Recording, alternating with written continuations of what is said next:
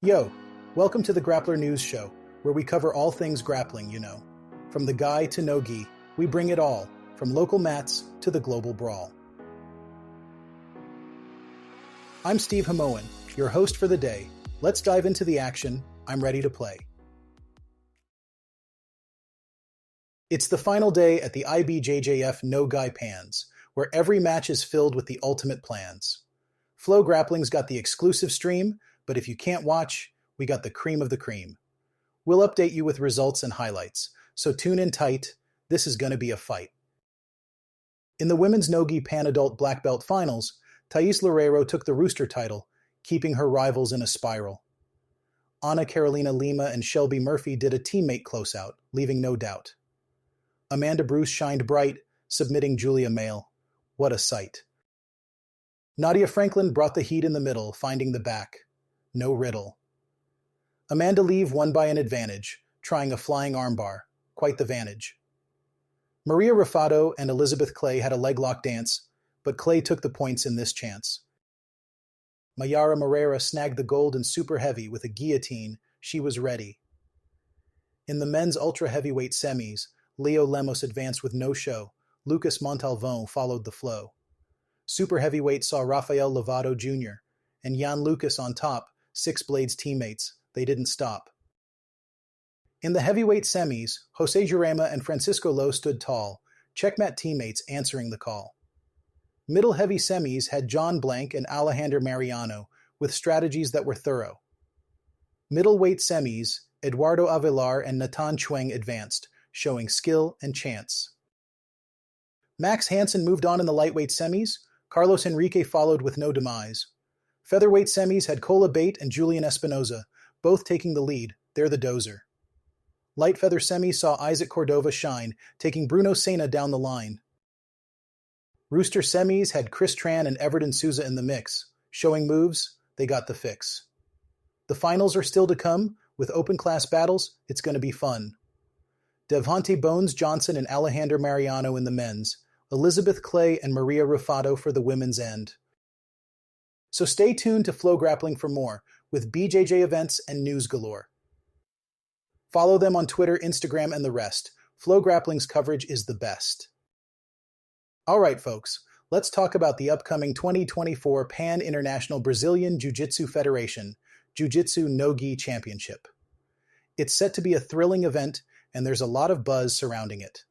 As we head into Sunday, the anticipation is building. Competitors and fans alike are on the edge of their seats. Now, there's been a lot of chatter about who will come out on top this year. With some of the best grapplers in the world set to face off, it's anyone's guess who will take home the gold. We have some returning champions looking to defend their titles, and a few dark horses who might just pull off some upsets. One of the biggest topics of discussion is the potential matchup between some of the sport's rising stars and seasoned veterans. Many are eager to see how the young guns will fare against the experienced competitors. This dynamic adds an exciting element to the championship. Will youth and innovation prevail, or will experience and strategy win the day? The hype around the open class is also undeniable. With no weight classes to worry about, the open class is always a wild card event. It's where technique, skill, and sheer willpower come to the forefront. This year, the open class promises to be particularly electrifying with several high-profile athletes expected to compete. And let's not forget the controversies and discussions that have been swirling around the rule sets and judging criteria. Some athletes and fans have voiced concerns over how certain moves are scored, which could potentially impact the outcomes of matches. It's a hot topic that has sparked debate within the jiu-jitsu community. For those tuning in, whether you're a diehard fan or new to the scene, the 2024 Pan IBJJF Jiu-Jitsu No-Gi Championship is shaping up to be an unforgettable spectacle. The stakes are high, the competitors are world-class, and the energy is palpable. Stay glued to your screens and get ready for some top-tier grappling action. All right, grapplers, let's shift our focus to the Fury Pro Grappling 11 event that unfolded on November 2nd, 2024. This event was a fantastic showcase of skill and strategy, with the promotion once again delivering a card packed with action and drama. The unique rule set of Fury Pro Grappling, where any match that goes the distance receives an additional 2-minute golden score period, added an extra layer of excitement to the proceedings. The night was filled with thrilling submission finishes and intense battles. Tyler McBride made a memorable impression with a slick dart choke from the top position, securing a submission victory over Chris Martin. Christian Boeb later followed up with a notable arm-in guillotine, demonstrating his grappling prowess. The co-main event saw Joe Solecki execute a tight straight ankle lock to finish Peter Fazekas, showcasing his submission skills. This led us to the main event, where two Ultimate Fighting Championship veterans faced off in a gripping contest. Patrick Sabatini, a regular on the Fury Pro Grappling stage, went head-to-head with Herbert Burns. After a tough match that went into overtime, Sabatini managed to secure a takedown, earning him the victory via decision in the golden score period. Other notable results included Alex Myers defeating Leon Jackson by decision after the golden score, and Matt Ferraiolo securing a rear naked choke submission over Will Lauschen. Vincent Morelli also impressed with a heel hook submission against Chris Dramis. Meanwhile, two matches ended in a draw, highlighting the competitive nature of the event. The Fury Pro Grappling 11 event was broadcast on UFC Fight Pass, offering fans a chance to witness the full slate of matches and highlights. The unique rule set and high-level competitors made for an unforgettable event, and it's clear that Fury Pro Grappling continues to be a platform where grapplers can shine. With plenty of discussion swirling around the rule set and the performances, Fury Pro Grappling 11 sparked conversation in the grappling community. The golden score period, in particular, has been a hot topic, with some praising its ability to push athletes to their limits and others questioning its effect on match outcomes. This debate adds an intriguing layer to the competition, as athletes and fans alike consider the strategic implications of this rule. Alright, grapplers, let's dive into the much-talked-about Top 10 Submissions from the Black Belt Absolute at No-Gi Pans video that has been making waves on YouTube.